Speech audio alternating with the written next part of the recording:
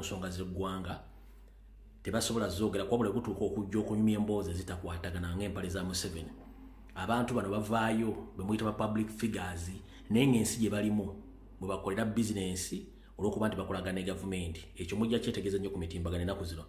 Abantu be tuyita nti bandibadde balina eddoboozi erigatta ku kunyigiriza n'okuttibwa n'okuwamba kw'abantu n'okwogera ku nsonga ezimu ezitagenda bulungi mu ggwanga omuli enguudo embi, amalwaliro amafu, obutabeera na ddagala na buli kimu kyonna. Ensonga ezo tebasobola zisenyaako wabula bituuka ku nsonga ezitalina makulu ez'ekisiru okwogera emboozi ezitagatta.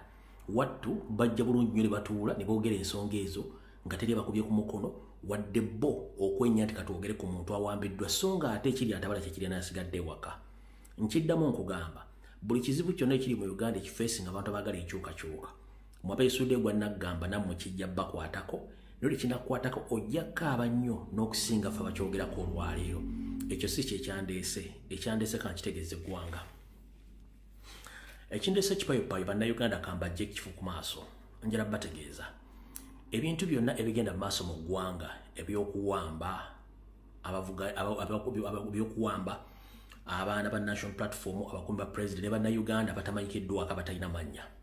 Ebintu bino byonna biteeketeeke bulungi. Olwaleero ng'ennaku z'omwezi 6 omwezi ogwokutaano mwaka 2025 njala bategeeza mu butongole nti kyemulinda temujja kifuna kyekiriwa. Mumulinda abagambye nti Muhoozi yafuga eggwanga Uganda temujja kifuna era temujja kiraba. Nenze kankibagambe nga bulijjo bwe mbeesooka mu maaso ne mbagamba information oluvannyuma ne nvaayo ne musirika. Nzizo bategeeza olwali mu butongole nti Muhoozi yakulembera eggwanga Uganda. Nkiddamu Muhoozi Kanyerugaba yakulembera eggwanga Uganda mu bumenyi bw'amateeka. Tebajja kikutera ku TV, tebagenda kikutera ku mpapula z'amawulire, tebagenda kikola mu kirango kyonna okisange wantu nti Muhoozi yakulembera eggwanga eryo nga kitaawe yali mukwasa. Kino abantu abakimanyi bulungi nnyo kambasomere era nga bakimanyi. Olwaleero Muhoozi yakulembera eggwanga mu bumenyi bw'amateeka kitaawe yali mukwasa. Newankubadde balinamu obugulumbu munda mu famire zaabwe olw'abatamwagaliza olw'ensonga nti bakimanyi nti si muntu mwesimbu mu bintu yakola kubanga yalina ekifaananyi kyazimba. Njala kutegeeza nti bw'otunuulira obumakulu baakutte Eddie Mutwe n'endala zonna ze bakwata mu bakomredi baffe kuli Akireo Kivumbi, Smart wa Bobby, Gaddafi n'abalala bakyanoonyezebwa n'abaawambibwa byonna ebiragiro biva wa Muhoozi Kanyerugaba. Naye ekyasinze okumala egobe mu kibya kwe kukwatibwa kwa Comrade Eddie Mutwe. Poliisi kennyini bwe yazze okwogerako eri eggwanga ku kukwatibwa n'okubuzibwa kwa Eddie Mutwe. Owa poliisi omukulu byayogedde mwabirabye, amwogezi wa poliisi omukulu byayogedde mwabirabye nga kiraga nti alina okutya tasobola kwogera ku nsonga ye gwayita mukamaawe ze yayogeddeko. Njala kutegeeza n'omusajja wa poliisi mukamaawo mu poliisi ye Simon Byakagaba. Mukamaawo waggulu ye Museveni so si Muhoozi. Kati gwe bw'ogamba nti mukamaawo tosobola kudda mukamaawo kye yayogedde kikonfaminga byenjogera nti Muhoozi yafuga eggwanga lino. Weewulirireko. Mutwe mukama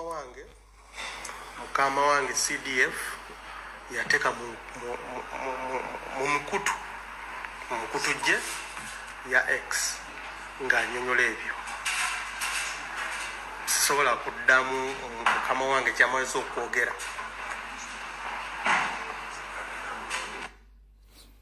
Nkakuddemu kategeere ono ye omu ku boogezi ba poliisi mu ggwanga gagate mukamwe Muhoozi byayogedde tasobola biddamu. Wulira bulungi nnyo. Mutwe mukama wange CDF yateeka mu mukutu gye ya X ng'annyonnyola ebyo. Sisobola kuddamu mukama wange kyamaze okwogera. Ndowooza kitegedde bulungi. Bw'omala kitegeera ng'oyo omwami akonfaminze nti mukama byayogera tasobola biddamu. Sooka ombuulize omwogezi wa poliisi, ombuulize Inspector General of Police etteeka lisoma litya mu kukwata amateeka n'ebiragiro. Kyekibuuzo ekyo. Katugende mu maaso. ngera kutegeeza poliisi ekimanyi nti Muhoozi yafuga eggwanga Uganda naye akikola mu bumenyi bw'amateeka poliisi ekimanyi ekyo kikonfamingiddwa SFC ekibinja ekiri mu kimpatira kitakkirizibwa kimanyi bulungi nnyo nti Muhoozi yalina obuyinza kitawe yamumukwasiza obw'okufuga eggwanga era waliwo bannansi bannakabala oba betuyita ba indigenous ababadde basavinga mu SFC bano buli muntu yenna Muhoozi gwe yeekengera akwatibwa nattibwa era tamanyiddwako bayiteregenda baziiki gye bamuziise kino mujja kitegeera ng'abantu abakola mu bitongole by'okwerinda bamutuula nabyo ebyo mu nkuubo ne babuulira nti abaana bangi mu SFC abava mu bitundu ebirala by'eggwanga nga si kabinja ka Museveni ak'abatuusi ak'Abanyarwanda bano battibwa buli lunaku batimwa omu ne bakutwala ne bakunyiga ne bakutta ku biragiro bya Muhoozi ekyo SFC naye kimanyi naye abasinga obungi bakimanyi nti akikola mu bumenyi bw'amateeka ng'alekawo akabinja kaabwe kali akakuuma famire yaabwe ne bizinensi zaabwe abo bavuddeko mulemu itegira eggwanga UPDF lyonna limanyi bulungi nnyo nti Muhoozi yalina obuyinza bw'eggwanga era ekiragiro kyawa tekiddibwamu yensonga lwaki yagende Congo yagende South Sudan yakomandinga amagye yakola buli kimu era yawe ebiragiro ekyo nakyo sigenda kiddamu yensonga tawulirayo jeno n'omu mulala ayogera yandibadde agamba nti kyokola kyekyamu wewantegeredde nti abantu bano baagala eggwanga lyabwe nti singa Muhoozi abaavudde n'akola ekintu ekikyamu jeno yenna ali kulanka yemu ne Muhoozi waddemba okwogera ku nsonga yonna Muhoozi gyayogeddeko n'amugamba ssebo okusinziira mu code of conduct y'amagye ne lanka z'oliko toteekeddwa kuyisa statement wabula tevangayo jeno n'omu okuggyako gwendabanga avaayo nati naye yali mumatiga ye Jeno Kayindo Tafiire amugamba nti ekyo kikyamu abasigadde bonna mwagala tugamba nti lanka baafuna zaabwereere awo tuvuddeyo ku UPDF tugenze ku baminisita ba Museveni bonna okuli ba cabinet minister ne ba state ministers banyabo ne basabanyala bategeeza nti baminisita bonna bakimanyi bulungi nti omwana ono yawe biragiro ku lwa kitaawe kuba kitaawe amadinisa gayiika dda kandi bamukuba eddagala erimufuula nti agenda tambula nga mugumu oba okumukyusa mu mbeera terikyasobola mumukwata baminisita bonna okuli ba cabinet minister ne ba state ministers bonna bamanyi nti Muhoozi yafuga eggwanga lino yalifuga mu bumenyi bw'amateeka kubanga alina ebiragiro ebikakkali nti n'okuttatta nga tanagwe yeebuuzizaako yensonga lwaki bonna basirise ekyo mukitegedde tugenze ku ba RDCs bonna ba RDC abasinga bonna mwabategedde bonna bali under the influence of Muhoozi era kyovula bagamba tebasobola kwawulira wakati wa kidnap ne arrest mwalabyeko omu RDC ow'Ejjinja eyabadde atunka ne honorable Nalukola Elias Luyimbazi ku radio kwe kwabadde n'agamba nti there is no kidnap in Uganda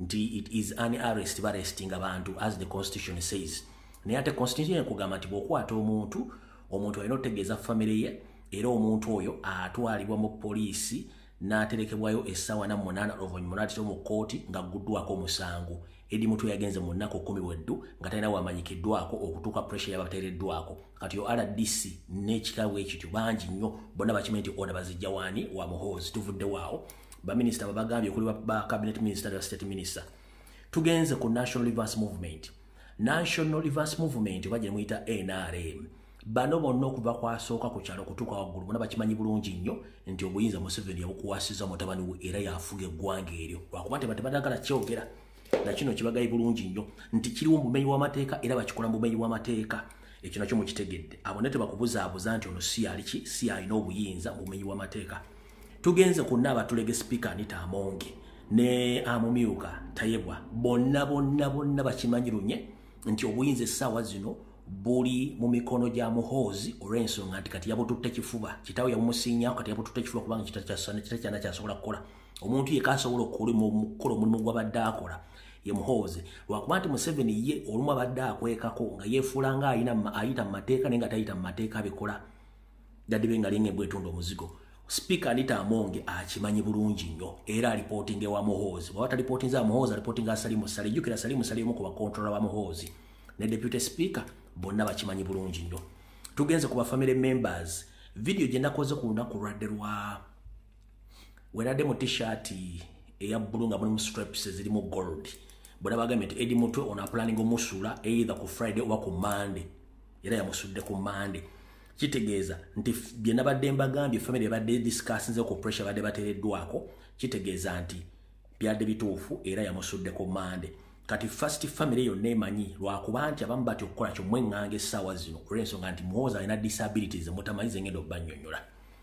tugenze ku mainstream medias omuli TV radio n'empapula z'amawulire zikimanyi bulungi nnyo kyova olaba nti n'omuntu wabanga akola statement ku TV amala kumagamba ganagamba kino kyenjogera temuntwala era kyova tebasobola kwogera kigambo kyonna kirumba muhoozi oba kyogera ku gavumenti ya Museveni kuba bakimanyi nti order ejja kuyita bakime njagala odde wetegereza obutambeera ku social media abantu abagala okwogera ku nsonga yonna ng'ekwatagana ku ggwanga oba luguudo bubi oba kutulugunyizibwa oba kuwamba bantu kaberenga YouTuber amala kumagamaga bwati n'abuuza tebantwala naye ng'ekigambo kyagenda okwogera kiri mu buyinza bwa ssemateeka okukyogerako n'okibuulira abantu niye asooka kumagamba naga bana ebintu byenjogera temuntwala kino nkyogedde bwogezi n'essirumbye obanga bakimanyi nti muhoozi essaawa asobola okutowa order n'akola ki bamukwata tugenze ku judicial system ekitongole kyandibadde kyeyimiridde nga kikulirwa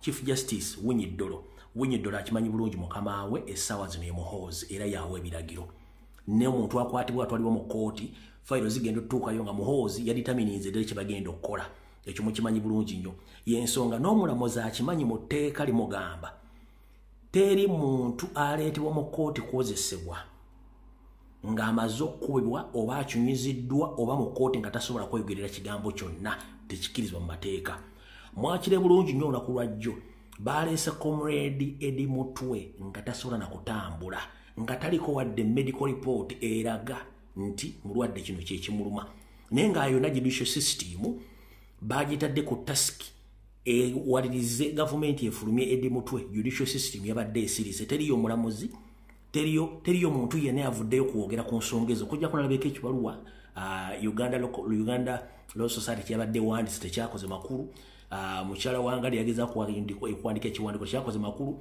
nobati mwa afulumize ekiwandiiko lalo tekiriko mutenda magu tekina kyekinyonyola tekina kyekyongerako just tekiri awo ogera mu bwogezi kubanga oyo yali mukattu yayingira mu mukago oba embaga gye bamukuba nga tategedde byali bituufu Museveni byagenda mukosa kuba yagala musangule ku maapu ekyo nakyo mwakitegeera kitegeeza judicial system eri compromise kubanga kooti tebakkiriza muntu yenna kumuleeta ng'alina obuvune yakubiddwa afeenya wabula era mu ngeri y'eswaza baleese Eddie Mutwe mu kooti musajja wattu nga afeenya kino kankibalage kubanga obujulizi weebuli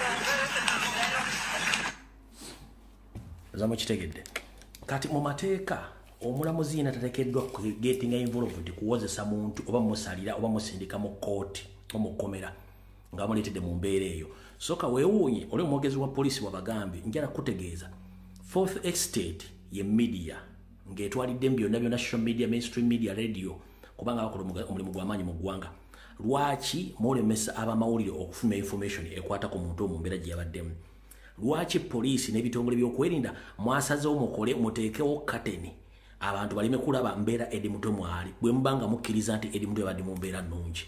Kitegeeza ekikolwa kye mukola kimenya amateeka mu ngeri yonna tosobola kuŋŋamba nti wakutte Eddie Mutwe n'omuleeta nga mukutte mumuwaniridde ate ne mutandika okuteekawo kateni oba olukomera nga temwagala bantu bamanye Eddie Mutwe embeera gyali. Mukitegeeza buli kye mukola kyonna mukola kyamenyebwa mateeka nga muli ku biragiro bya mukama wamwe Muhoozi. Mwena mwe mbatadde mutegedde bulungi nnyo. Naye ng'ate njala bajjukiza mu mateeka amatuufu katube mu zinensi ze tulimu teri musibe akwatibwa n'atulugunyizibwa tekikirizibwa. Era bw'okwata basooka kutwala mu ddwaliro for medical check-up ne bakebera buli kirwadde kyonna era bakubuuza n'okubuuza omusawo akubuuza bakubyeko nti nedda n'akola lipooti temuntu gumutwala mulamu talina buzibu balyoka bakutwala mu detention center oba deportation center oba mu kkomera. Era ku fayiro kubeerako case fayiro yo kubeerako ne health status yo ey'obulamu bwo. Kati njala kubuuza bannayuganda mwenna abakwatibwa ne baganda baffe bonna abatulugunyizibwa wali olabyeko munnayuganda yenna ng'aliko medical report oba health status ye tebeerangayo kubanga mu mateeka amatuufu Comrade Eddie Mutwe n'abalala baleetebwa mu kkooti nga bafeenya bamenya mateeka that's human rights abuse. Y'ensonga lwaki tubagamba twagala kutereeza ggwanga lino tuggyeko gavumenti y'omunnakyemalira ya Museveni ne banne buli kintu kidde mu mateeka kimenya amateeka okuba omusibe kubanga naye ayina eddembe ye ekyo mukitegedde bulungi judicial system mugitegedde bulungi nnyo. Kati gumuganda wange alinda bakwano banansinge nti Muhoozi is the current president of Uganda togenda kirabako wantu wonna ojja kira mbikolwa ebyekitemu ebyekikambwe. Lwaki byakikambwe? Muhoozi alina ekifaananyi kyayagala okusiigira ensi kyekiriwa. Muhoozi ayagala kusiigira ekifaananyi ensi ne bannayuganda nti mukambwe nnyo n'okukira kitaawe era tajja kukola ki kuzanyirwako. Na kino kanki bagambe mujja kirabako mu katemba go bagenda otuzanyaawo mu katemba go bayinza otuzanya ng'omwaka gugwako obanga omwaka gutandise n'okulonda kuwedde. Muhoozi ayagala kwata baminisita ba MP n'abantu mu minisitule ez'enjawulo nga abakutte saako ne bagenerals magye nti bano bonna abadde bali banguzi balya sente z'omuwumusolo era ye abakutte bavunaane nga ye olw'ensonga tayagala kuleka abantu bonna nga babba sente z'omuwumusolo n'okweyambisa sente z'omuwumusolo. Ekyo mugenda kirabako olw'ennaku z'omwezi ziri 6 omwezi ogwokutaano omwaka 2025 nkiddamu. Muhoozi ekifaananyi kyasiiga waliwo omuzannyo gwe bagenda otuza omwaka guno nga guggwako oba guli nga tumaze okulonda agenda kukwata ba MP abamu agenda kukwata ba minister ba permanent secretary n'abamajja abanene agambe nti bana bakutte kubyekuusiriza mu kulya mu nsolo kwessaako n'okubba ensimbi w'omusolo ye mu gavumenti ye tagenda kukkiriza bintu bya kulya nsimbi nakubba sente za ggwanga. Ekyo mukirinde kano muli kasalo ne mukazza kati awo tuvuddewo.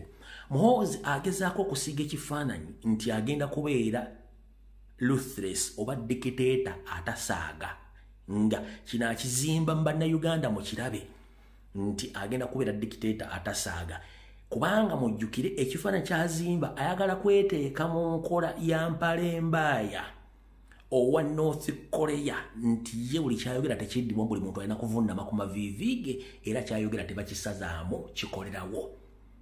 Kim Jong-un kyayagala okweteekako ekifaananyi ekyo kino mujja kiraba mujja kitegeeza abantu nga mumaze okirabako. Muhoozi azimba ekifaananyi ekya president wa North Korea oli nakyemalira mpalembaaya kyasiiga kirage bannayuganda nti kyayagala okubeeramu nga ye oba sina kindi ekifaananyi kyayagala okusiiga kyekyateeka munda. Teeka munda mumanyi bulungi nnyo ekigambo teeka munda bw'okiza mu luzungu kikuwa erinnya lyenkutegeeza. Ekigambo teeka munda kizze mu luzungu ojja kufuna erinnya lyenkutegeeza president oyo jamutegeera kuba nakyemalira ali waggulu mu yobu mujja tegeera. Kati bano be bakingiriza Muhoozi Kanyerugaba era bebamuwa by'okukola. Kuliko kitaawo muto George Kandodaho Salimu Sale oyo y'omu ku bo. Kuliko kojjaawe Kahanga Muhanga. Kuliko kojjaawe Andrew Mwenda. Kuliko mukwano gwe bafaanaganya obwongo Barambarugahara obwongo yabujja Beijing simanyi Barambarugara. Kuliko Mpuuga Temapuuga. kuliko Saalonga Mulengejja wasanya Kaloli Charles Peter Mayiga n'abalala bano bamu controlling omuwa amagezi kikyalina okukola kubanga be bawujja obunyama. Ensonga lwaki bano bawujja obunyama bakimanyi nti buli mubbi yenna ayagala okusigaza ebyobugagga bye alina kuwagira n'okubagobala nti yayinza okudda mu bigere byani yalina obuyinza essaawa zino. Kali yensonga lwaki bamuliko bamudeddeza bo bakolagana naye era yensonga lwaki n'abaana bonna bannamawulire abasinga abaga nti bagudde emisango ba comrade baffe essaawa zino buli omu yeeko katayagala kulabikako ne mu kooti tebajja olw'okuba nti babakozesa okukola ekintu kino nga bali ku state funded era nga balina protection. Yensonga lwaki mulala nti buli omu ali gyali asirise kubanga bakimanyi bulungi nnyo.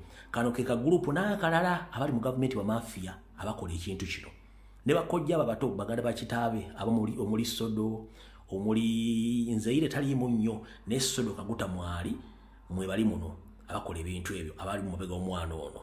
Kati kidnaps zonna ezigenda mu maaso unlawful kidnaps torture kubategeeza ekiri mu Baraksi y'Egaloga Mwanda ground omwana atulugunya abantu abatta bamalawo. Kati mbagamba kidnaps zonna killings zonna ezigenda mu maaso zonna Muhoozi ya instructing ogenda mu maaso countrywide zonna yazikola. Era kino njagala nakyo mu kitegero lwaleero poliisi ya Uganda gye mulamu poliisi ya Uganda tekyali poliisi. Poliisi is under SFC. Ba OC ba DPC bonna ba indigenous tebakyalina mirimu gye bakola nga tebamaze funa biragiro kuva mu bana abasajja ba Muhoozi bonna abeetolodde poliisi zonna. Ekyo boina muganda ng'akola mu poliisi oba senior police officer bonna kati bali idle and disorderly ba commandingibwa Muhoozi under the influence of his agency bateka mu police. Kabera basi yakagaba inspector general police talina kyayogera. Yensonga lwaki kijambiya Christopher Damulira ennaku zino atambula nnyo mu ghetto ng'akola ghetto structures. Bino byonna bikola kuterrorizinga abantu ku order za Muhoozi kubanga alina ne budget nenga mu police budget tewaliwo budget yakola ghetto structures kubanga sente zimu zinaje ziva nga indirectly zinakola mirimu ejo ku order za Muhoozi ne Salimu Salinduza. Mutegedde bulungi lwaki Damulira atambula mu ghettos ng'akola structures. Mutegedde bulungi nnyo awo tuvuddewo. Kati Genovi Gordo Didigi saba temutakola yekka babulidde abantu saba tembakola nabo Didigi akolagana abantu byateeka mu system era abatemu okuyambako abantu babagenda mu maaso okukola emirimu gyabwe. Wabula ne Museveni takola yekka. Museveni era abantu bakola nabo okuva ku byalo wansi okutuuka ku national level. Kati betubanga twagala kugenda mu process to vote entuufu ate tulina kusooka counter attacking abana abantu abalina ideology ya Museveni n'enkola n'endowooza ya Museveni kubanga Museveni eggwanga talifuga yekka. Eri obuntu obutono bwe tulina okwekolera bwe bulwa. Kati nga chairman Lusuwano wa NRM azoganya abantu ku kyalo oyo atalina ne security mukozesaawo kyawo. Chairman Lusutu wa NRM azoganya abantu mumukozesa kyawo. Bano abaana bali ku mitimbagana abakira ku macho okola destruction nga mumanyi ali ku kyalo tuli mu revolution mumukozesa kyawo. Mukimanyi bulungi nnyo bagamba nti mwasoma ba elites abeetuddeko temuyina mugaso mu ggwanga mugende ku ggwanga eryo kubanga mutunudde kubanga muloza muri mu safe haven bwe bamala okulya ffe abalwanira eggwanga bagenda kulya mmwe. Mwabasomako ebyafaayo n'abagoberera apartheid regime eyali mu South Africa era ebiri mu Uganda byaliwo ng'eriyo bakaddugala era abaali balwanyisa Mandela ne banne obutajjaawo nkola y'abazungu abali amulukwe ng'abazungu basasula ssente okubegera abazungu abegera abaddugavu. Kyatuuka ekiseera Mandela n'omukwata bwe bakwata Mandela kino tekyayimiriza revolution yaabwe era basigala balwana mpaka bwe kyetaagisa omuzungu okugenda okunoonya omusibe gwe yeesibira ng'amanyi nti revolution yaabwe erina sibira ku Mandela ne bakima Mandela okunegotiatinga okustabilizing eggwanga eryo. Kati ndo kyenkugamba buli lwobeera ku social media oba oli ku ground ng'oli mu kukola focusinga nnyo ku message ya president yagamba nti buli muntu weezimbemu embeera zakyagulanye. Saawa oyinza okutuuka president nga taliiwo naye nga gw'olina okukomandinga abantu emessage gye yali akukola kuba tewagitegeera. Naffe bali mu social media yensonga lwaki tukola ekiro n'emisana okubategeeza nti oba president waali oba taliwo mbeera yonna tusigala nga tugenda maaso ne struggle nga tujoogerera abali ku ground nga bazoganya mpaka kuwulira bubi. Nkuwadde ekyokulabirako mu kulwanyisa obusosoze ne fuga bino obutema bwali mu South Africa kye bayita apartheid. Omuzungu yagenda okulaba nga Mandela yakulembeddemu okulwana abazungu ne system yaabwe enfu.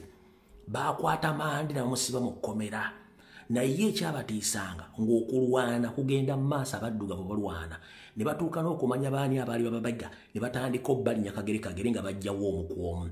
Omuzungu yagenda okulaba nga kimuyitiriddeko ng'ekyokusoma Mandela kye kyamumalira ng'ate Mandela ali mu kkomera atudde naye ng'abantu balwana. Omuzungu kye yakola kwe kugamba ate kati katuge tukime Mandela gyali mu kkomera tutule ne twogere naye tunegotiatinge then abantu bakole ki bakakkane ku mbeera egenda maaso. Era omuzungu yakikola.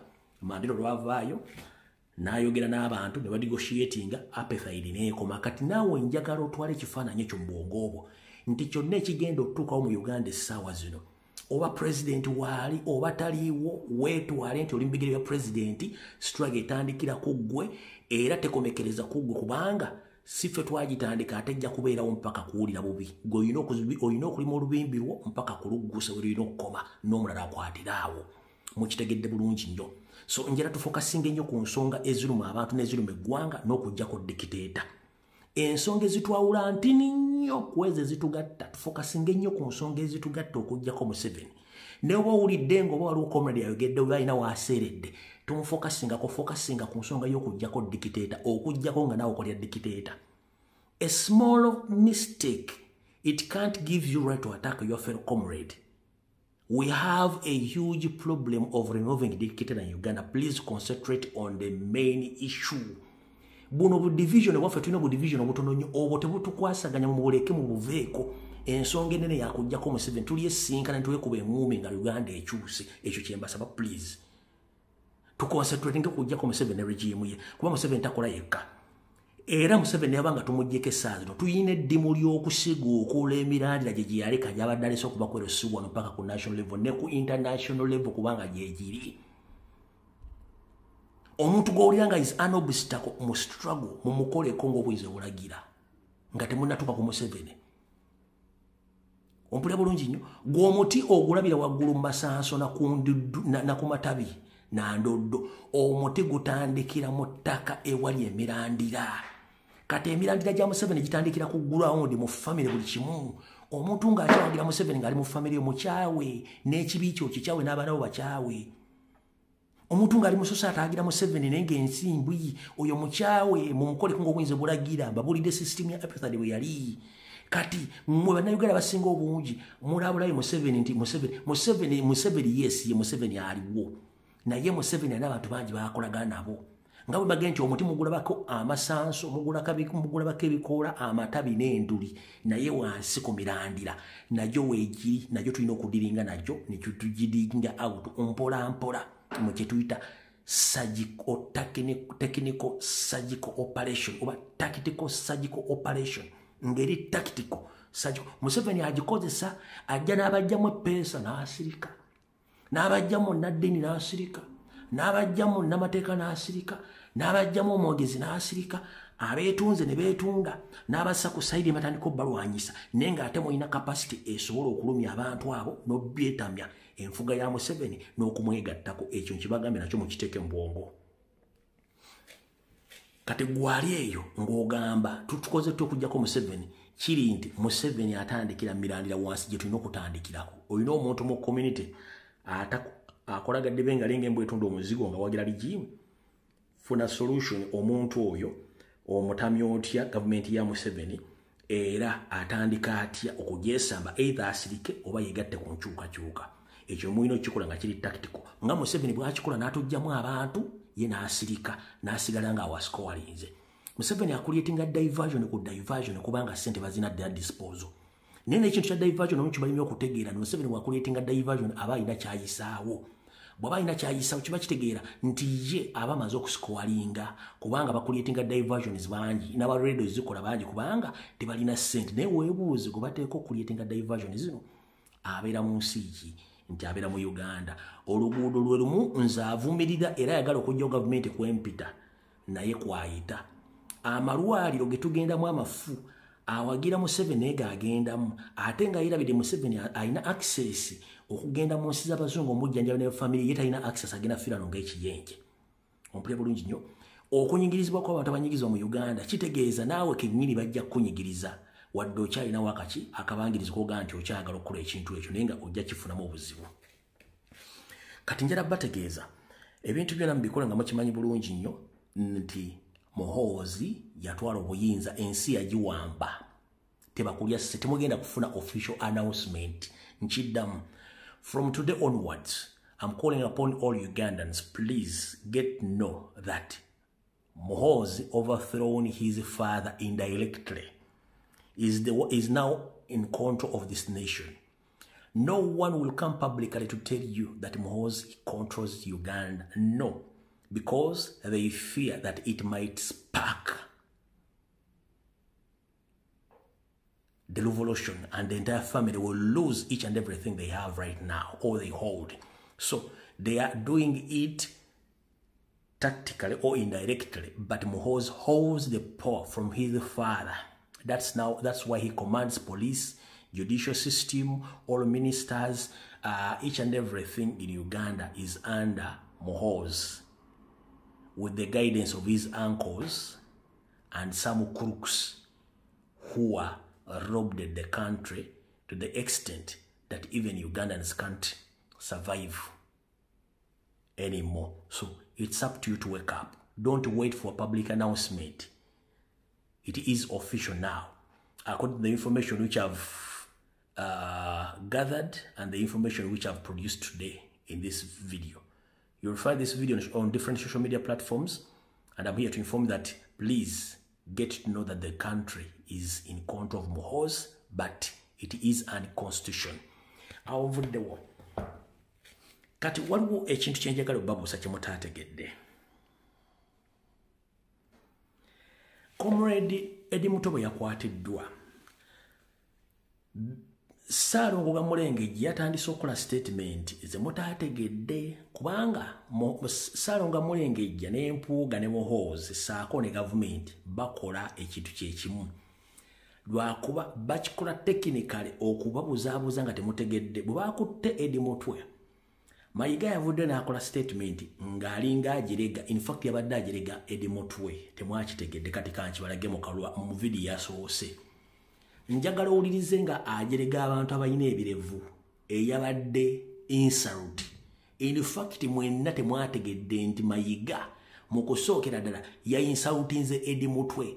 Wadde yakikoze jeno, nti statement yagikoze jeno abavubuka bakoze ebirevu, yabadde ayinsalutinga Eddie Mutwe indirect temwakitegedde. Kulira ndyoke nkutegeeze. Kano ke kasoose.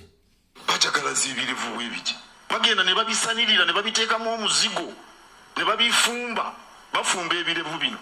Kale babifumba ne byongera okuzimba bwebiti ne bateekamu omuzigo. Obuzimbye ebirevu oba abakazi ebizimbe babisimanyi na kumanya bafaananga abatume bano ba Petero. Kati abalenzi bangi abali awo kujagalaza birevu kudoodoomya ddoboozi badoodoomya amaloboozi basitula ebyuma bafuna ebikongoliro wano avaayo bwate ekifuba n'akita wano nawajjudde ebikongoliro nga 6 n'agattako ebirevu n'adoodoomya eddoboozi emifumbi ne gizimba nga talina kirala kyonna kyasobola kukola. Oba gwe mutwe gw'amaka oteekwa kuba bwa buvunaanyizibwa. Ebirevu birina kuba nnyongereza singa oba wampisa. Statement gy'owulidde abakoze ebirevu ne basitula ebyuma ne bateekako ebikongolero. Yabadde adescribinga Eddie Mutwe naye ng'ajereegerera. Kati bw'ova kwako ka video kati njagala ule statement ye wano ng'agimalayo olyoka otegeere nti abasajja bano bagirega naye ng'akujerega tomanyi nti ako okuggyako ffe abasobola okuba basoma reverse psychology n'omanya nti omusajja ono yayisiza statement naye yabadde indirect nga ayinsalutinga oba ng'ajereegerera oba ng'avuma comrade Eddie Mutwe. Wulira byayogedde wano n'alifalinga ne ku mukazi we nti ajja mubooza lwaki yayagala omusajja obirevu abyagaza akiwulira. Kakati General Muhoozi Kainerugaba yakutte Edward Ssebu. Naye before ng'akola statement eno ng'eyeeyita omukulembeze ng'amanya amateeka munnamateeka. Amanya amateeka nti arrest is different from kidnap. era okukwata omuntu alina kubeera mikono gya poliisi naye yagambye nti geno Muhoozi Kanyerugaba nga bwe yawandiise temunkwata bubi temunteeka mu bintu byammwe nga bwe yawandiise weyita otya omukulembeze nga tiwasoma amateeka nga tosobola kudefining amateeka kati njagala okwata statement eyo gikwate bulungi nnyo then owulirize ng'adescribinga Eddie Mutwe n'ebirevu bye ng'alifalinga ne ku mukazi we nti yamwagaza ki oba mubuulire ki ekirungi kye yasanga mu birevu bya Eddie Mutwe owulire bulungi nnyo akantu ako wulira kakati General Muhoozi Kanyerugaba yakutte Edward Ssebuufu gwe bayita Eddie Mutwe ndowooza amulanga kukuza birevu na butamanya lunyankole si byange wulira si byange bibye wulira tewabaawo abinsibako wulira yabitadde ku kibanja kye ye kennyini wulira n'ateekako Edward Ssebuufu oba gwe bayita Eddie Mutwe ng'amumedde ekirevu wulira Eddie Mutwe alina ekirevu kiringanga kya Peetero Omutume owulira oba lwaki abatume baakuzanga ebirevu owulira simanyi bulungi naye Dick Kasolo yaŋŋamba nti bano abaana abawala baagala nnyo abasajja abalina ebirevu owulira ebirevu biriko ekyenjawulo ekibibaagaza kaakati nze simanyi Eddie Mutwe mukyala we simulabangako oba ndimubuuza ekirevu kino kiringa kya Peetero Omutume Peetero mwamulabako owulira Peetero ng'alina ekirevu bwe kiti ne bw'ogenda e Roma ebibumbe bye byonna ekirevu kisakaatidde ekirevu baakimweddeko omusajja omukulu omumwaka oti ekirevu ne bamulaga yennyini munnamagye yayogedde sinze kale mu mateeka poliisi erina obuyiri ndowooza owedde statement z'akoze ng'agireegerera naye ekyo si kyekikulu ekikulu kyekiriwa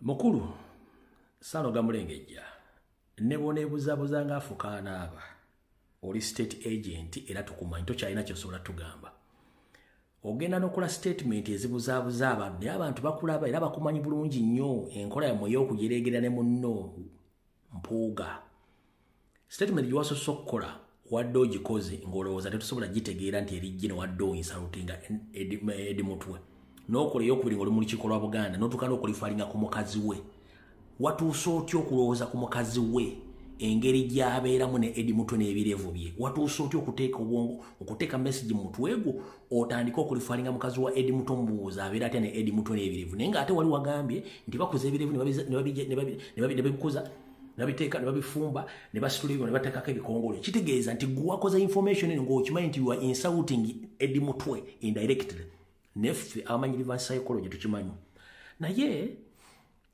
erekanga neetonya ntulaba ensisira bezenkana emyoyo mu kujereegererako ojja kufunamu ebintu bingi nnyo ate abantu bajja kutegeera mu budde buno ne mu nkomerero y'ekintu kino ekirala golooza omuntu okumera ebirevu n'afaanana nga bw'ali olowooza kyamuzannyo gw'olaba ofaana bw'otyo nga tolina dde ekirevu kati singa onobeera n'ekirevu wandibadde ofaanana otya njagala omuntu yenna amanyi okuba ati oba okukola kye tuyita photo edit oba photoshop onkwatira Saloga Mulengejja omutereka ekifaananyi ng'ekya Eddie Mutwe omutereka ebirevu nga bya Eddie Mutwe tule bw'anaafaanana ajja kuba Ssewagaba ewedde emirimu nkiddamu abaana mwenna abali abamanyi okweditinga ebifaananyi njala okwatira ka feesi ka Saloga Mulengejja okateekeko ebirevu bya Eddie Mutwe obigatteko bulungi ote ekifaananyi ekyo alyoka amanyi lwaki abantu balina ebirevu ne basigala nga bali handisaamu ye already talina birevu afaana nga Simigo kati ate bw'anaateekako ekirevu ng'ekya Eddie Mutwe agenda afaanana yenjawulo goba tolina birevu bireke tobyogerera tomanyira abantu balina birevu mumamanyira okumanyira okujegerera abantu nga muyita mu nkola zammwe ez'okwogera olukolosoofa nga temwagala abantu bategere message yammwe ennaku zino message tuzivuunula tuziwulira abantu public ne bazitegeera kiwadde otegeeza kandowooza otegedde bulungi nnyo era abantu bategedde bulungi nnyo kiwadde otegeeza ekyo si kyekikulu ekikulu ensi ejja kutegeera baani bemukolera n'olw'ensonga eyo omukyalo ono ebifaane baba batereddeyo ne tukyamunoonya akyatubuze omukyalo ono tukyamunoonya famire ye naye yennyini omutuufu yaani akyatubuze oyo yabadde ndowooza lirinze case file ya Eddie Mutwe tukyamunoonya naye erabika era wammambuka ayinza okuba wammambuka naye tetumanyi kituufu kiki wawaava era yoonoono naye kati kino tokisobola kitegeera yooyaawo nga bw'ali. Alright, kati akatambi kano njagala kafundikira naye mukitegere bulungi nnyo. Temugenda kulinda public announcement bagenti Muhoozi yalina obuyinza bw'eggwanga. Obuyinza kitaawe yabumuwa era yafuga. Buli kyonna kigenda mu maaso mujja kiprovinga nti yakikola. Era mu process eyo ngaye mbagambye nti n'abantu bagenda okukwata bagenda okuteeka munda mujja birabako bulungi. Kale akatambi kawedde Mukama bankuumire. Remember, abducted together with robbers and others, and all that they did to him, you remember very well. Oyo Munamasaka, do you want to say hello to people? Omulwewawe? Oyo Ngani. Agenda wandike secretary. People power. The vice chairperson of this committee, the committee has 9 members. So the vice chairperson of this committee is a fair young man, but very intelligent, diligent, and decent. Comrade Ivan Sempija, the former Dean President of Makerere University. He's only 28 years of age, and yet he is now the vice chairperson of this committee. A further confirmation that NUP does not discriminate. In fact, it encourages young people to be in leadership. Mr. Vice Chairperson, say something.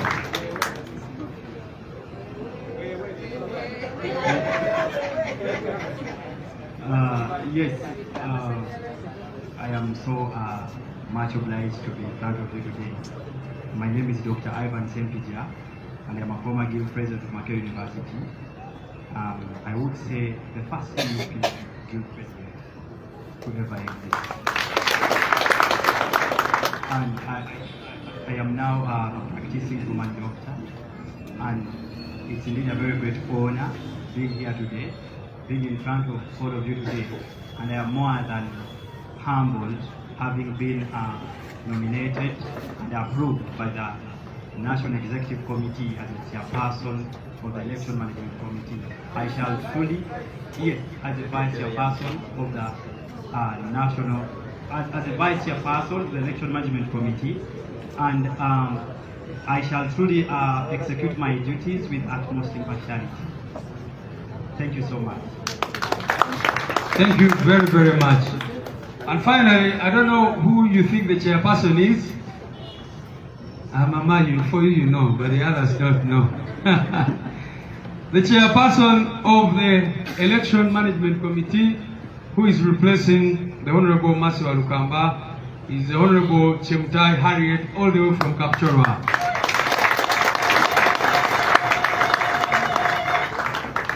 Madam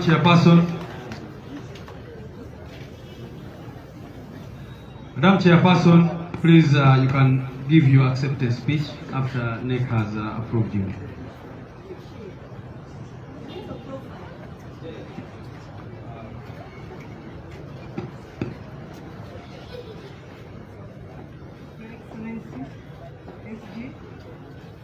Of the members of NUP. My name is Harriet Chemtai, all the way from Kapchorwa Sabei sub-region. I have been serving as the coordinator for Sabei sub-region, NUP, and we're doing very well. So I'm going to hear today those who say NUP is only for Uganda. I have been given this opportunity, and I know it's going to make NUP great. So we are going to wait for those ones who say NUP is only for Uganda. Am I from Uganda? I am from Sabei sub-region, and we are going to work with the different teams from the different parts of the country to make it. So for those ones out there and to our members, you should know that the NUP you knew maybe 5 years, 2021, is going to be very different from the NUP that we expected. With my leadership and my team, we are going to redeem NUP. People think we are a group of hooligans, but we are not. We are great. I am a land person. I have a bachelor's degree in business administration. So I am not a hooligan. So we are going to make NUP great together. Mr. President, thank you so much for considering me. I never thought this opportunity would be given to somebody from Far East.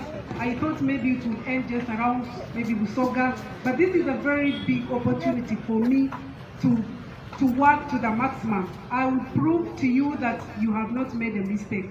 I will work beyond my means. I will make sure the party is united, and we make sure that we don't go by rumors. I am one of the people who have been branded by the so-called NRM MO. They say I am NRM, and if anybody in NRM thinks I'm NRM, let them come out and tell me now, because they are going to expect the worst. I am going to be their nightmare.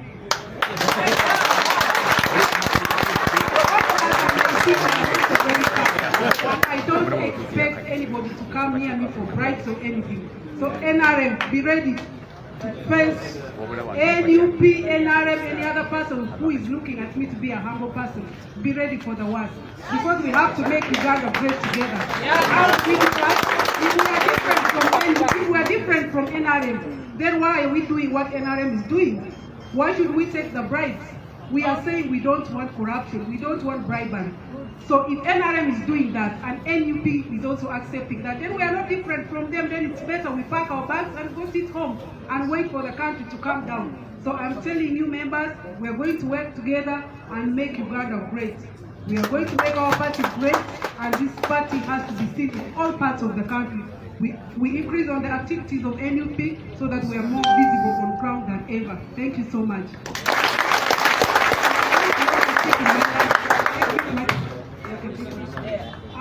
Big up Kapchorwa, big up the base of region, as well as the Malamgania by Yesu.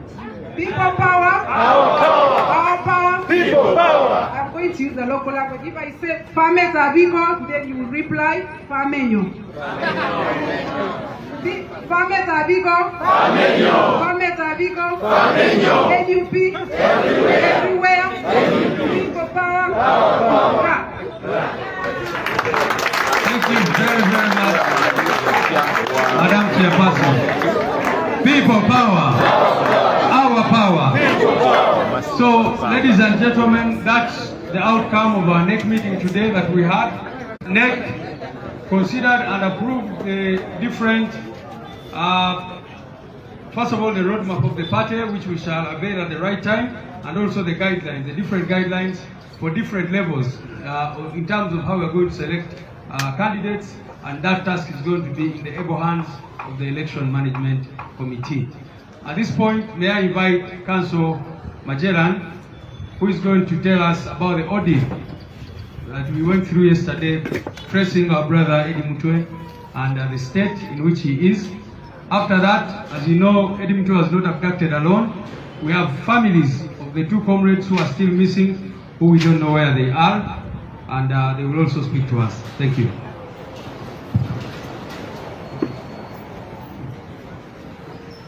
Webere nyo Secretary General,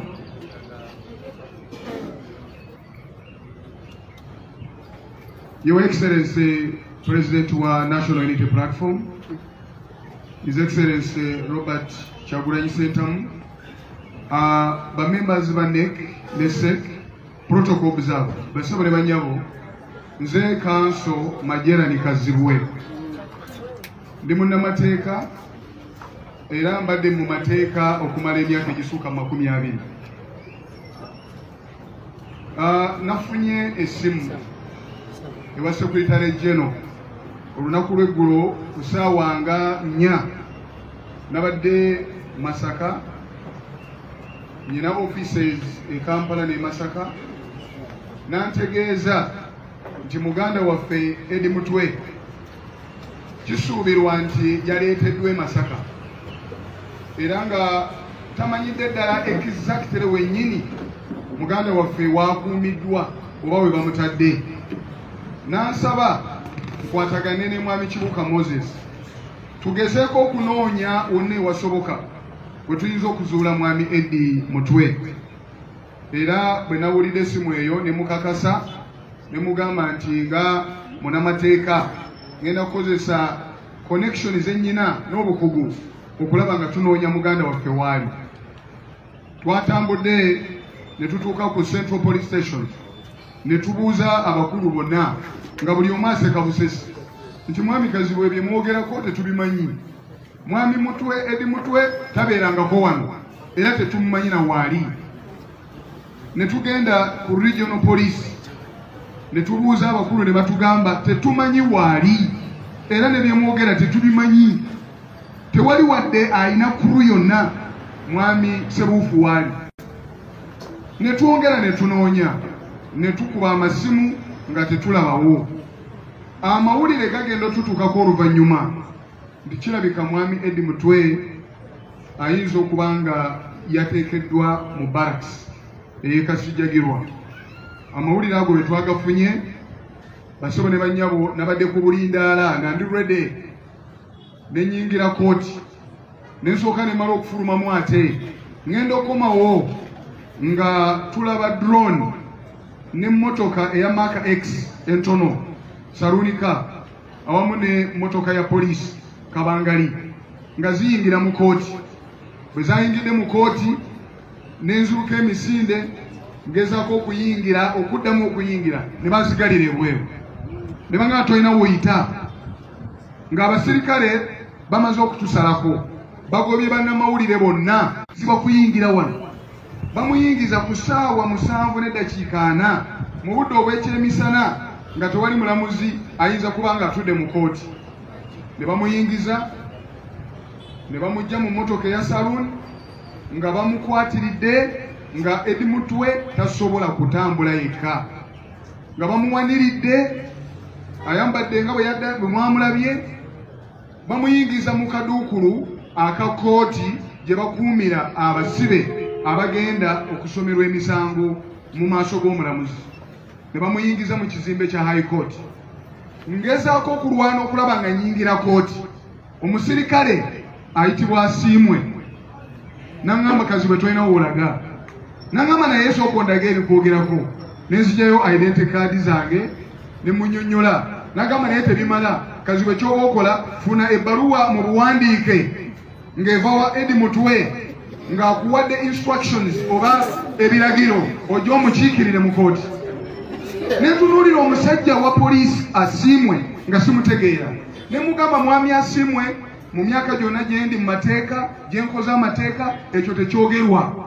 Omuntu yenna alina eddembe lye okubeera ne munnamateeka we mu buli mbeera yonna nga tamaze muwandiikira bbaluwa. Nolwekyo nzikiriza nnyingire mu geeti ya High Court ngende wali client wange. Mwami Asiimwe n'alema n'agamba ffe tulina obusobozi bwonna kati gwe gyawe emmotoka yo gipaakinga eri vaawo wano toyingira. Ne mulemerako ne ngamba sebo osaaga nyina okulemera wano. Ne nkuba essimu e Kampala mu kibiina kyaffe ekya Uganda Law Society. Ne nkuba essimu nga njagala kwogera ne Vice President kubanga President waffe abadde alinamu ensonga. Ne ngezaako okumufuna naye nga simufuna.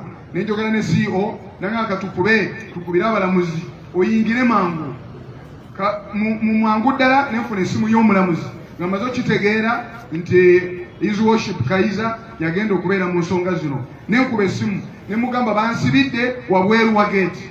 N'agamba no oteekwa okuyingira era sigenda kusoma charge nga tonaba kuyingira. Ne tukola ekisoboka n'asindika clerk ne tuyingira ne nnyingira ne nzuluka emisinde olwo nga mwami Edi Mutwe bamuyingizizza mu kooti ng'erimu abantu nga 6 ng'ebweru yonna abasirikale beetooloddeyo nga tebaagala ekigendererwa kyabwe mwami Edi Mutwe kumusomerwa misango nga waliwo munnamateeka. Nyingira mu kooti sanga Edi Mutwe ali mu miranga akaaba tasobola kutuula. Bamutadde mu ke tuyita akaduukulu oba ke waliise witness box nga tasobola kutuula katebe wabula nga waliwo foomu nga yeebaseeko bwebasi. Era olwayingidde bw'ati n'akuba omulanga n'agamba kanso gy'aŋontaasi ne mukwatako bwe nti ng'amaziga gamuyitamu. N'aŋŋamba mwami Kazibwe mbonyeebonye njagala nkubuulire omulamuzi atudde, Setatona atudde ne interpreter atudde nga balinza okusoma emisango. Baba bagenda okutandika okusoma emisango ne ngamba Oweekitiibwa omulamuzi please lindako tosobola kusoma misango gino pamba eddakiika 5 I confer with my client mpulire kiki ngenda okugamba. This is the first moment okumulaba okwogera naye. Omulamuzi n'anzikiriza nenjogera ne Edi Mutwe nga amaziga gamuyitamu. Edi Mutwe bamukuba nnyo bamukuba nambuulira mu bigambo bye bino nangamba nti mwamikazi w'abasajja okuva ne bankwata bantwala mu nnyumba ennungi erabika nga ya muntu tebantwala ku poliisi tebantwala mu barakisi y'amagye bantwala mu nnyumba erabika obulungi naye ng'erina wansi basement ne bantwala okuva lwe nayingirawo nga ndi ku mpingo abasajja ne batandika okunkuba bakubyenze ne bava ne mukuba ne badda mu kkubiro n'endaajana nga mu nnyumba eri bateekako leediyo nereekaana nnyo nga Eddie Mutwe buli lwalaajana tewali ayinza kuwulira wadde omu omuliraano tayinza kuwulira ne bamukuba nga bamukubisa solido okuviira ddala mu bibatu by'ebigere bamukuba ebigere ebibatu ne bizimba era Eddie Mutwe bale tasobola kulinnya nga awulira omuliro mu bigere tasobola kwambala siripa tayinza kwambala kintu kyonna Eddie Mutwe nantegeeza abasajja bamukubanga emirundi egisukka 4 buli lunaku bamuyira amazzi okuva waggulu ne bamuteeka mu kitaba eky'amazzi ne bamugjamu ne bamukuba nga ababuuza ndaajana mu mbuliro omusango gwe nazza nga bamugamba tugenda kulaga essomo nga tebamubuulira musango gwonna gwe yazza naye nga bamugamba tugenda kuyigiriza essomo n'alaajana nga bamukuba buli kitundu kye kyonna eky'omubiri gwonna bamukuba enkokola bamukuba obukongovule ng'ali ku mpingo ne balinnya empingo ne zituuka okutuuka ku ggumba ly'omukono ne ziyita mu nnyama ne ziyuza ennyama y'emikono ku mpingo ne zituukira ddala ku magumba ng'alabira ddala bw'ati empingo zituuse ku magumba naye nga bamukuba balinnye n'engatto balinnye ku mpingo zongerere ddala okutuuka ku magumba omusajja n'alajjana omusaayi gutiriika talina kyakkola bamuvulungula be bakuba ne bamukuba ne bava ku ekyo ne bamunyiga mutegeera bulungi nnyo bwe ntegeeza okunyiga omusajja bamunyiga mu bitundu bye ebyekyama ne bamusika obusajja nga bamulangira nti tugenda kuyigiriza essomo omusajja anyigiddwa naga mwamikazi bwe banyiga pulira buli wamu wonna buli kasuwa konna kaluma nga talina ddagala tebamuwa wadde kapanado ne bamugamba nti kola press-ups nga bamaze omukuba bamugamba kola press-ups nga bwagaana olw'obulumi nga bamwongera kibo eza solido ne bamukubisa amasannyalaze n'alaajana ne bamugamba buuka kola frog jumping buuka ng'ekikere nga tasobola n'alaajana ne bamukuba nga bamuddamu be bamukuba nga bamugamba olina okukkiriza olina okukuba saluti ebyo byonna bye mwawulira nti ng'alina okukubira saluti ekifaananyi eky'omuntu oyo gwemutegedde oyo ye pulezidenti w'eggwanga aliko mwami Museveni ng'alina okukuba saluti mu bulumi obw'ekitalo ennyo nga bamugamba nti kikole bw'otakikola nga tuddamu nga balina omukubisa saluti ekifaananyi ekya mwami Museveni ne bamukuba basaba ne bannyabo omusajja nga mulwadde nnyo era ng'embeera gy'alimu yabadde mbi nnyo mu kuwulira ebigambo ebyo nenyimirira nentegeeza omulamuzi ne mugamba ekitiibwa omulamuzi tekisoboka omwami ono okumusomera charges talina kyategeera omulamuzi n'alemerako n'agamba tulina ozisoma omulamuzi n'agenda maaso n'asoma charges nga charges zino ziri 6 zeezo zennyini zemumanyi ezo charges ezavunaanibwa bannaffe Akireewo Kivumbi Wakabi ne Gaddafi nga kwe kuli okumuvunaana nti mu kuziika omugenzi Ssekasamba ku kyalo ky'Emmanja mu disitulikiti y'e Lwengo mwami Eddie Mutwe Edward Ssebuufu ne banne beenyigira mu bubbi obw'eryanyi nga bakozesa ebiso n'olwambe ne babba ku bannamawulire esweta oba jampa ne babba obusimu obw'omu ngalo ne sente ezibalirwa mu 200 nga bazibba ku bannamawulire n'abamu ku bawagizi abaali bazze mu kuziika okwo era timwami Ssebuufu yenyigira butereevu mu kubba ebintu ebyo era n'abitwala era ne bagamba omulamuzi byagamba ti emisango gyonna egyo nga gimaze okugatibwa kuliko simple robbery ne aggravated robbery olw'okuba kuliko aggravated robbery tasobola omulamuzi talina buyinza buwulira kusaba kwa Eddie Mutwe kwonna olw'ensonga emisango egyo giri waggulu w'obuyinza bw'omulamuzi wa grade 1 era nga giwulirwa high court. Mu mbeera eyo ng'amaze okusomebwa emisango bamubuuza oddamu ki mwami Eddie Mutwe talina kyayogera n'agamba simanyi na kumanya bye mwogera amaziga gamuyitamu nengamba omulamuzi owekitiibwa omulamuzi kino tekisoboka talina kyayinza ku answeringa ku NHRG yonna esomeddwa. Nolwekyo nsaba nga nkola submission mu maaso go ng'omulamuzi muteeka erifuga emisango gino procedure gye tumanyi obulungi. Omuntu yenna nga akubiddwa abona akaaba tayinza kubako na kyayogera.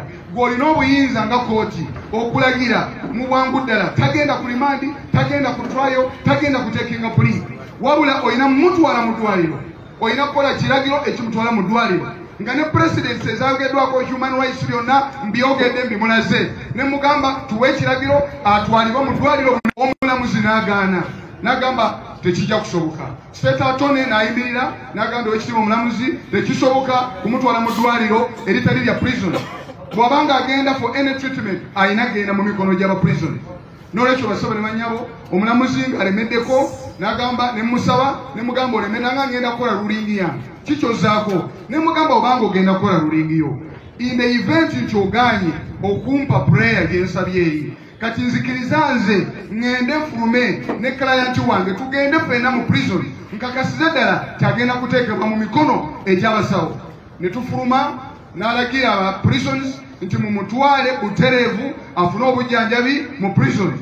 Basaba ne bannyabo twafulumye ne batwala Eddie Mutwe nga bamusitudde ne bamutwala mu baasi ya prison.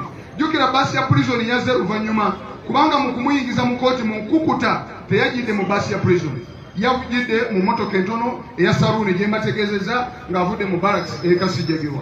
N'olwekyo ne tugenda mu baasi ne njogera ne Eddie Mutwe omulundi ogwokubiri ng'alaajana nanga mwami kazibwe mu ntaase ngende nfuna obujjanjabi nfa. Ne tugenda ne tukaanya n'aba prison ne tugoberera emmotoka ne tuyingira mu prison ne batukkiriza ne tusisinkana omukulu wa prison eya Central Prison e Masaka ayitibwa Simon Peter Alunyu. Simon Peter Alunyu n'atubulira procedure zaabwe n'agamba ne bwe muba mwagala mutya sigenda kujja wano Eddie Mutwe temulina ddwaliro gye mumutwala. Amateeka aganfuga gagamba wano tulina health center 3 mu komera lino komera lya region yonna Greater Masaka. N'olwekyo ngenda musubjectinga to the medical assessment ey'abasawo bange abali mu health center 3 eri mu komera lino era immediately I'm handing him over. Ne bamukwasa abasawo aba prison. Mu mbeera ya prison nga bwe mugimanyi n'abasawo embeera ze balimu ebirimu tebimala ebikozesebwa tebimala nga batugamba bagenda mukolako test ez'enjawulo.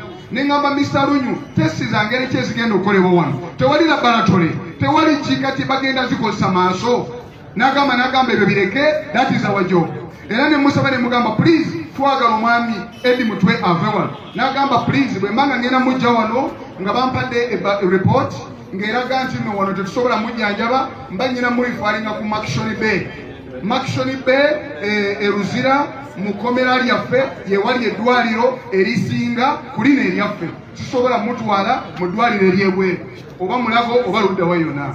Ne tuvaawo n'atugamba n'agamba mmwe kakati mbamaze mundekere omulimu gwange nsigale n'omusibe wange.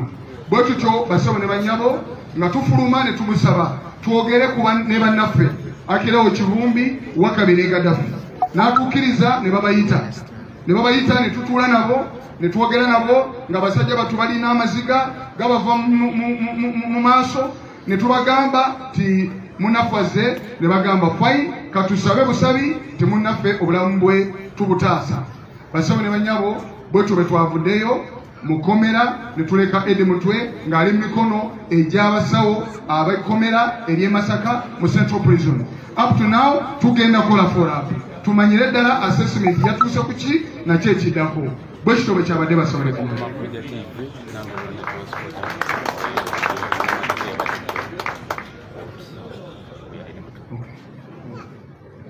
Please clap for Council Majera. Webale kwata kone President Mungalo Council. Bebo Attorney General Our power. I'll request Chagulani family to please come forward. These who are arrested alongside Eddie Mutwe. Not the president, another president. Yeah, to come. The family of Najib. I will vow Eddie Mutwe. Muje Mutwe story.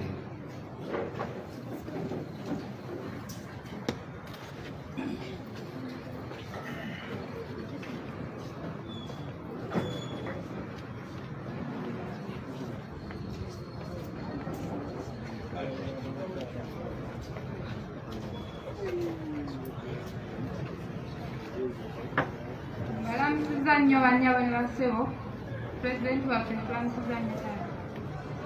amanya nze mkyala Negeka Aida nze mama wa Sebudde Kasimu abandi gwe bamanyi nga Funta ye mwana wange omubereberye ddala gale ennaku z'omwezi 27 omwezi ogwokuna mukamtabani wange oyo Kasimu nga nkubira essimu nga ngamba maama mutabani obalaka bamuwanze twasooka kikkiriza engamba omwana alabika nnyo bangi awo nga nfuna essimu endala nga nga mama Kunta akakunta kaweddemu ng'enjogera yabakusa ennaku engamba kaweddemu akati awo presa ne zinkuba nenzikakkana ne bamumyagumyawo banneibba ne bangamba guma tulanga omukazi Mukama ajja kusaasira ne muma kati ngenda okuddamu owulira nembuza ye bannange bali ludda nti naffe tetumanyi ngezaako okubeera ku mikwano gyenkulako katala azimali mubuuza munaye omwana wange tetumanyi nendajjanako neŋŋamba bannange wabaayo yenna amanyi omwana wange gyali wasi bambuulireko bwe twalaba ebifaananyi bya mutabani waffe Eddie Mutwe nendowooza nti waba naaba mutyo nange wange namulaba naye saddamu kumulabako era siddangamu kumuwuliza n'essaawa ya leero siddangamu kumuwuliza naye bannaye Kasimu yandeka bubi ddala nnyo era nkuba omulanga eri gavumenti eno ensaasire nga wendiwe nti Kasimu yabadde omwana wange yandabirira yankolera buli kimu okuvira ddala mu nsasula w'ensula kulya mu kukola kyonna naye mbadde nsaba gavumenti obange omwana wange we yamutadde wonna nsaba bannange mmanyiwo baba tuli mulabiko obulabi taata obubaka bwonna bwatuuse eyandiza nnene ebyanzeezi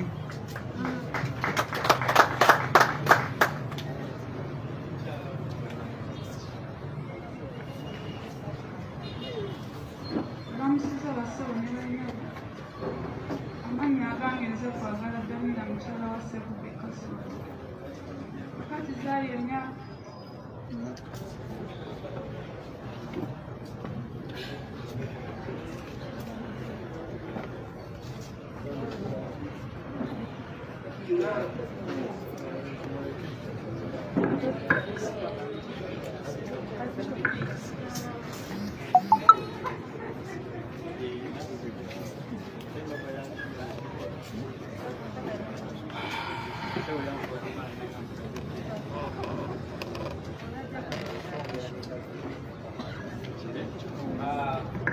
ono ye maama wa Kyagulanyi ansabye naye nti tajja kusobola kwogera Kyagulanyi Kasimu asabye naye nti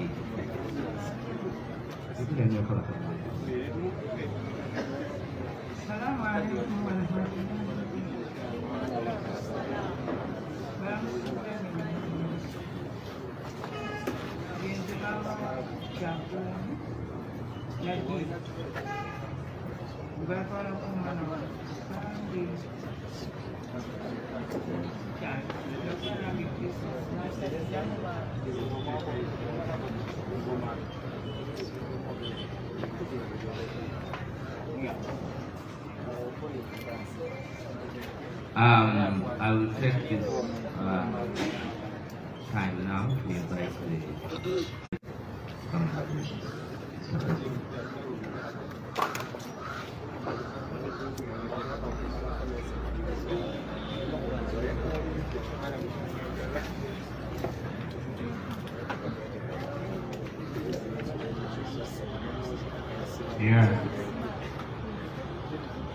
bulijjo abantu bajja nga basaba abantu baabwe abamu ne bakifuula ekyokusaaga Abalala ne bagamba nti abantu baffe babawamba tuba tukola ssente.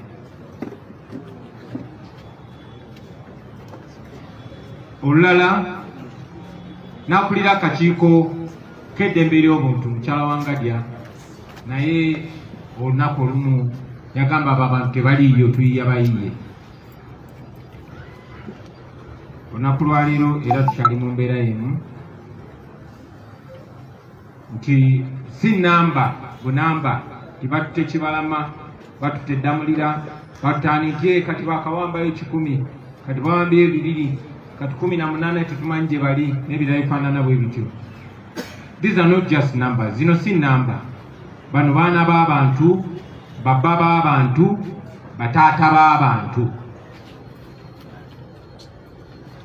Nga Kibalama abo bambuzaawo nga tetuddangamu mulaba, nga Kanata Muhammad bwe bambuzaawo nga tetuddangamu mulaba, nga babatwala tulaba nga kamera kwe ziri. Ne tugenda ku poliisi ne bagamba tebabalina n'ebirala ebifaanana bwe bityo. Olunaku lwaleero oyo maama n'omukyala balina omwana waabwe, omwami we gwe bayita Ssebudde Kasim, yabuzibwawo wamu ne Edi Mutwe, taddangamu kumanyikako mayitire. Abo mulabye oyo gwe mulabye ye maama w'omuvubuka gwe bayita Kyagulanyi Najibu, bambuzaawo wamu ne Edi Mutwe, taddangamu kulabika.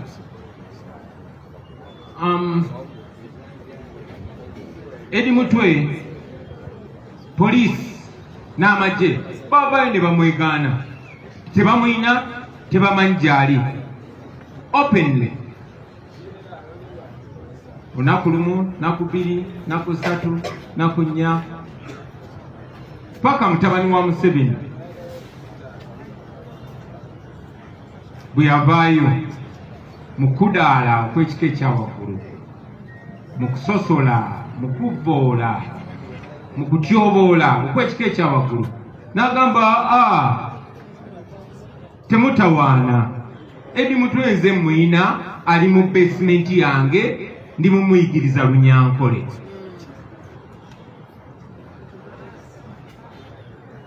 Buli omu n'akimanya kuba yakyogera openly. Edi Mutwe ndi mumuyigiriza Lunyankole, mukozesanga punching bag esigenda muta okujjako nga maze omulaawa n'ebirala. Basebo ne bannyabo mwenna mwabiwulira, abakulu bonna abatwala mu ddiini baabiwulira era baabiraba, abakulu abatwala mu nnono baabiwulira era baabiraba, eggwanga lyonna n'ensi yonna baabiwulira era baabiraba. Naye era mutabani wa Museveni gwe bayita Muhoozi era nga yakulira amagye, kitaawe kyekitiibwa n'obuyinza bye yamuwa, yasigala ng'akyakola buli kyayagala ku Edi Mutwe, kuba yagamba bw'aba tannamaliriza byayagala kutuusa ku Edi Mutwe tajja muta. Era ne bwe baabuzza abapoliisi ne bagamba mukama waffe yavuddeyo n'ateeka obubaka ku kibanja kye ekya X oba Twitter, so tetulina kyetwongerako. Yeeyo Uganda gye tulimu basebo ne bannyabo. So buli we tujja ne twogera ku nsonga zino twogera ku bantu ababuzibwawo. Nze kennyini ono Honorable Zaake gwe mulaba, abo bajja mu Shidi Kavuma n'abalala bangi baali bawambiddwako. Oyo Nyanzi twali tuwambiddwako ne tutulugunyizibwa ne tukubibwa, nze akawanga kange baakateekako cracks bin n'ebirala ebifaanana bwe bityo. Nakati bwe tutyo bwe tuli basebo ne bannyabo. Bwe twogerera Edi Mutwe ali mu kufa mpola mpola mpola. Sandyagadde bagamba kino ne basebo ne bannyabo, singa Edi tafuna bujjanjabi bwanjawulo agenda kufa. Nga ffenna tulaba nga bwe byatandise, nga tulaba nga bwe bigenda okuggwa.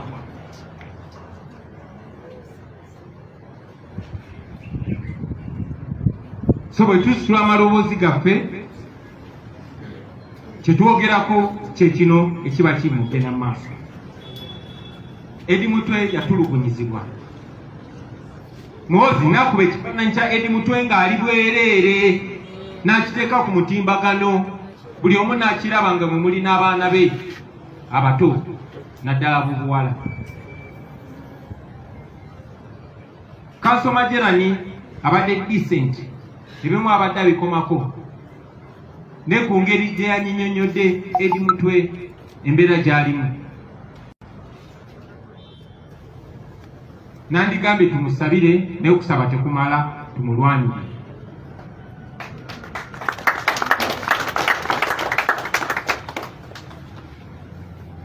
Bino byonna Muhoozi byakola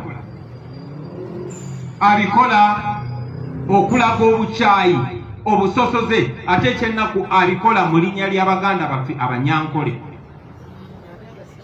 Buli kyakola akikola mu linnya ly'abannaffe Abanyankole.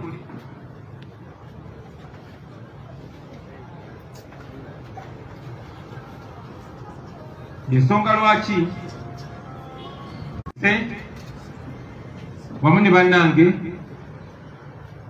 twawandikidde abakulembeze ba elders mu region ya Ankole. I wrote to the elders in the Ankole region just in case they've not seen it, to bring it to their attention and to call out for their voice before it's too late, asking them whether they are comfortable and at peace with what's going on, whether they won't raise their voices before it is too late. Because what is being done by Museveni's son is a trajectory that is leading our country into a terrible, terrible place. The genocide in Rwanda did not start by people cutting themselves. It started with words and actions that demean and dehumanize other people. The Holocaust did not start with killings. It started by actions and words. That is where Museveni's son wants to send this country, by pitting the Banyankole against the rest of Ugandans, which I want to call upon our brothers and sisters from Ankole and the elders of Ankole to distance and disassociate themselves with the acts, the brutal, immoral and tribalistic acts of Muhoozi and Museveni. Because it is clear he is committing crimes and he wants to pay. And if you don't distance yourself from them, be sure you will unfortunately pay. So I call upon all of you to distance yourselves. It's important to mention, as a nation, we must not be driven to that nonsense. Museveni has no support. That's why he is trying to conscript the wonderful people of Western Uganda in his corner. Achimani taina buwagizi. Kati ayagala kumakinga sure are going down in Uganda, but most importantly are going down in Western Uganda. This is not a war between the Banyankole and the rest of Ugandans. It is a war between Ugandans and misrule and dictatorship and impunity. So let us not be led into that tribal trap. In any case, National Kanchibagambe, batwikiriza tewali asobola bafuula abasireevu nga temuwadde permission. Nobody can enslave you without your permission. That is why when colonialists came here, it was not whites doing all the brutality. They used locals. Ne bano abantu be bakozesa abasinga obungi baamuno. Ate abalala bannaffe oba tubadde nga tubalabanga bannaffe. Okugeza mu kesi ya Eddie Mutwe, kesi ya Achireo Kivumbi, Gaddafi Mugumya ne Wakabi Smart. Abantu betwakolanga nabo betwalinyanga mu kimu nga n'omu ku bo yali mumyuka wange n'omulala nga mbaka wa parliament ku kadi yaffe be bakozesebwa. Kubanga Muhoozi Eddie Mutwe yandibadde amudibiridde naye atulugunya n'aweereza abanamuggalirawo batya. Bwe twagenda okuziika muganda waffe Pascal yali e Bungereza. Bano bannaffe oluvannyuma lw'okukola ebikolobero era ne tubanika eri ensi yonna baayagala okututyobola ku lunaku olwo.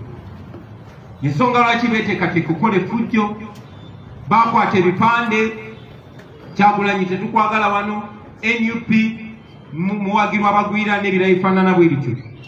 Naye kubanga naawe wennyini we baali nawo tebaayinawo buwagizi, kubanga abantu mu nsi amaaso geggula dda. So mu kitundu ekyo kye twalimu abantu babalemesa otukolako effujjo. Bino byonna byali ku camera, everything was on camera. Era mwabalaba nti bwe twavaayo ku lunaku olwo baalabwa nga balina we bakuŋŋaanidde olw'eggulu nga bali disappointed kubanga kye baali baagala si kye kyali kituukiridde. Baakuŋŋaanya bannamawulire awo e Masaka, abakuŋŋaanya kibiina kye bayita Greater Masaka Journalists Association. Ne bagamba kati tutege ki, ne bagamba tugende tuloopa omusango, era ne baloopa omusango nti abakuumi ba Kyagulanyi babakubye ne bababbako ne sweta n'essimu. Bwe baloopa omusango ogwo waayitawo ebbanga lirikunuukiriza mu mwaka, ye omwaka tegwawera. Kaakati kuba gavumenti ya Museveni terina musango gwonna gweyinza tusibako. Buli gwe bakutte kuffe, buli gwe bawambye kuffe, either bakutwala ku poliisi ne bagulako ekisangosango era ekisango kifiiraawo, oba ne bakusuula busuuzi gye basanze nga bwe basuula bano Banyanzi. Kati baanoonya omusango gwe batugulako ne bajjukira nti balinayo ba allies baabwe muffe, nti balinayo bannaabwe muffe, era tulina information nti baawuliziganya nabo. Gw'ongamba otya nti ofunye okusoowagana n'omuntu gw'obadde okolagana naye tyabadde mumyuka oba abadde akola ki, naye ate SFC ne drone ze zikunona. SFC ne drone be baanonakirewo n'abulawo ebbanga paka bamusula ku poliisi. Be bawamba Gaddafi, be bawamba Smart, ne bababuzawo ebbanga paka babasula ku poliisi. Era abe SFC be bawamba Edi Mutwe ne bamutwala ewa Muhoozi n'amutulugunya ebbanga eryo lyonna lyonna, nkakasa nga awuliziganya n'abo ba agenti be muffe. Abantu be bakozesa mu mpa omukisa nabo mba babuulire wano.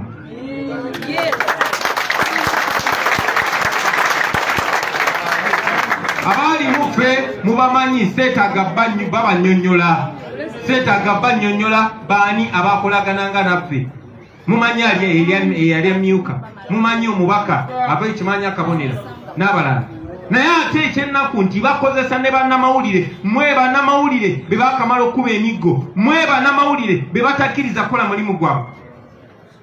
Mu bannamawulire be baasalawo okukozesa mwe mwali omwami gwe bayita Farish Magembe, ngono yabakulira. Ne mubaamu omukyala gwe bayita Zainabu Namusaazi, ono nga wa NBS. Ne mbaamu omukyala gwe bayita Gertrude Mutyaba, yeddira Lugave, ono nga mukozi wa NTV. Ne mbaamu omukyala gwe bayita Margaret Kayondo, ono mukozi wa Radio Simba. Ne mbaamu omwami gwe bayita Mukalazi John, ono bodyguard we yali omumyuka wange. Ne mbaamu n'omwami gwe bayita Lubega Drake, ng'ono bodyguard we yali omubaka waffe wa Kimanya Kabonero. Bano be baatwala omusango era be ba agent. Kyanzizizaamu amaanyi kubanga ebiseera ebimu batukozesa nga tetumanyi. Ogenda okulaba abassemu n'ogamba n'olyoka obivaamu. Olunaku lwajjo nabadde ntunulira amawulire nga ndaba omwami gwe bayita Farish Magembe ng'avuddeyo n'abeesamba n'agamba twaloopa musango, naye ate tugenda okulaba omusango gwe baloopa nga bagutaddemu ebiso, bagutaddemu ne tumanya nti kati bino si byankayana, wabula bino byakunoonya bye batulugunyiza na kuwambira abantu. Njagala okumusaamu ekitiibwa omwami oyo kubanga yabadde ne confidence eyogera amazima. Omwami oyo gwe bayita Farish Magembe era nga yakulembera bannamawulire aba Greater Masaka Journalists Association.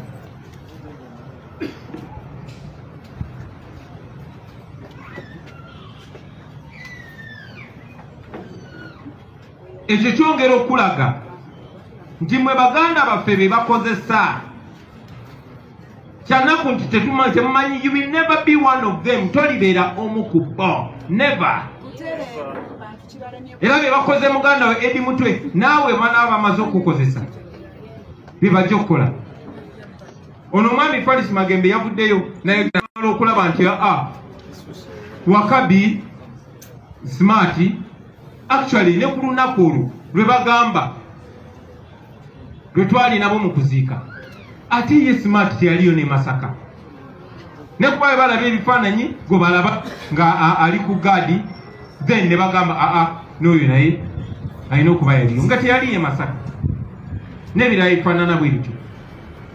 Njagala okuvumirira abaganda baffe bye bakozesa munajjukira kambajjukiza ebigambo bya muganda waffe Ssejjirinya Muhammad kyamukisa mulungi nti ne Honorable Alan Sewanyana naye wali wano era ujjukira emboozi gye twanyumya nga muli mukomera naye nga mwami Ssejjirinya Muhammad buli we nagenda nga mukomera nga gambisa President tukuwa ekitiibwa tetwagala kutyobera abakulembeze botuwadde naye omumyuka we yatusiba byenjogera Honorable Sewanyana bya bulimba oba bituufu bwoba osobola sembera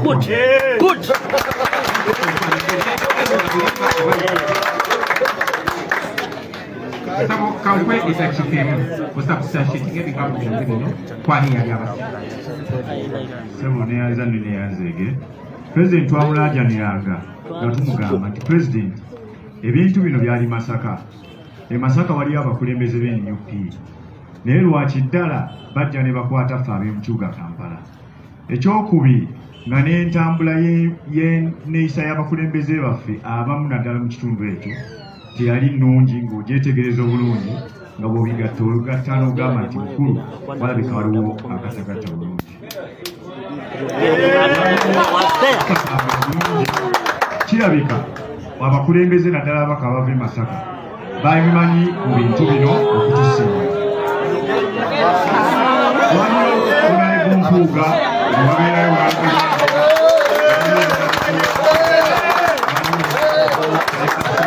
wali abaka balala okusinga yali atukulembera mu palamenti ebiseera ebyo yaliwo nayo Kamasasi. Thank you. Understanding of Azobimuko.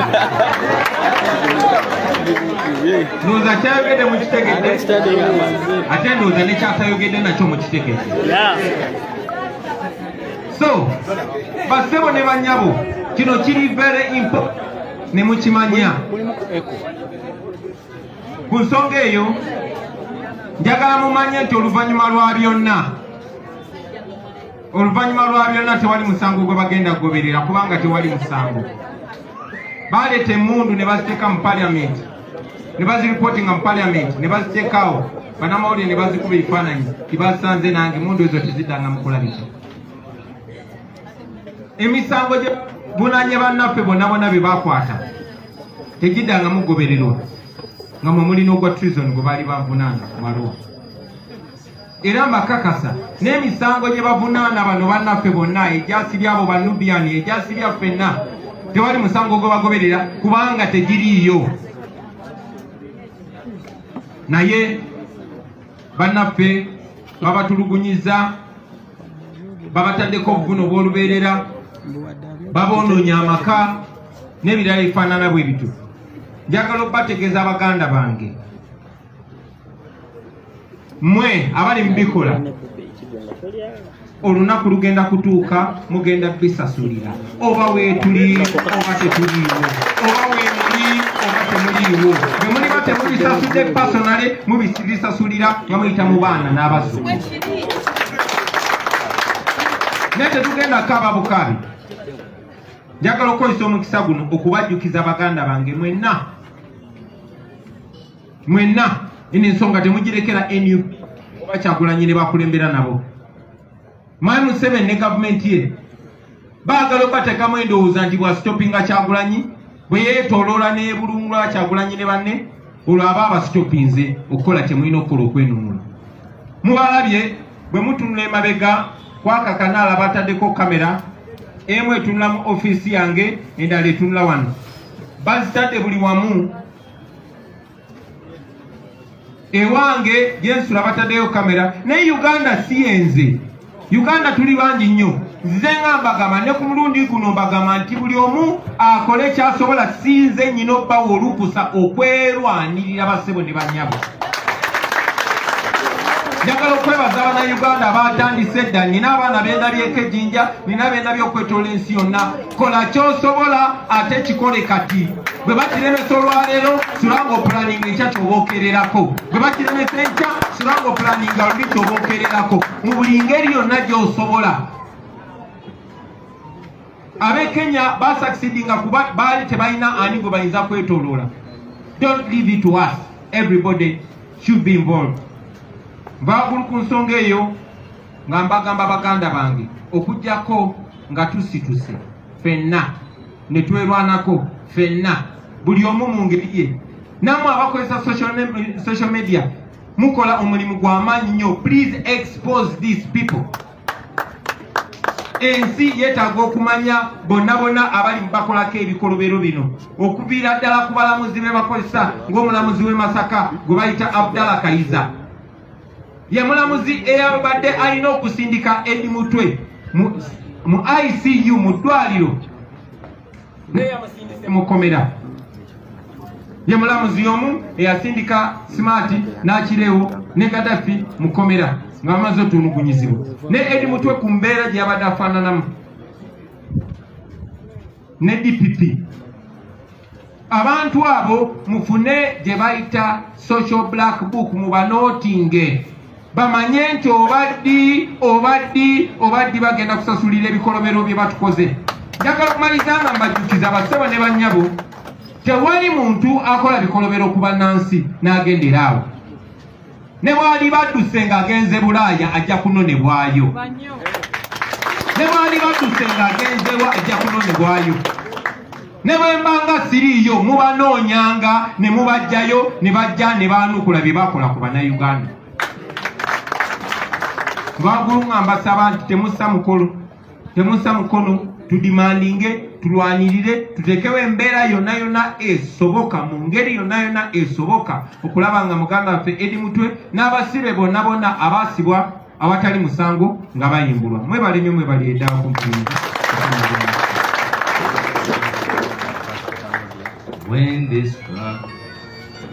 When this struggle is over, we shall wear the victor's crown. We shall wear the victor's crown. We shall wear the victor's crown. When the struggle is over, we shall wear the victor's crown in the new Uganda. People power, our power. People power. Thank you very much, Thank you very much, Mr. President and team. All right. Thank you very much, media. Geto TV, webitwe bitamu Thank you very much, everybody. President yabyogedde byonna obyolidde. Atasobodde byuli osobola okuddayo mu live yaffe no n'abe stoppings ate n'oyongera okwekenneenya biki ebyogeddwa naye nga webitambudde olunaku olwaleero. Bannamawulire abali mu kupiininga abaganda baffe ba Eddie Mutwe nabo boogeddwako era ne bayogerako baani abo na biki bye bakoze. N'olw'ensonga eyo tubaaniriza ku Geto TV mwongere okusharinga, mwongere okubeerako ate era mwongere okubanga mutugoberera tujja kuba tubibatuusaako. Embeera Eddie Mutwe gy'alimu bakugambye si nnungi naye nga kyo kituufu si nnungi. Katonda yekka yayinza okutaasa n'okuzza biki engulu. Mbadde Buganda Ronald Mugenyi saako ne munange Jonathan atusinguze Ricardo Bakalema Richard ali mu byuma muganda waffe Ashraf Kasirye gyali Bwegire Sematimba naye abaddeko ne Mama Africa okulaba nga tukutuusaako enteeseganya ennungi bweziti.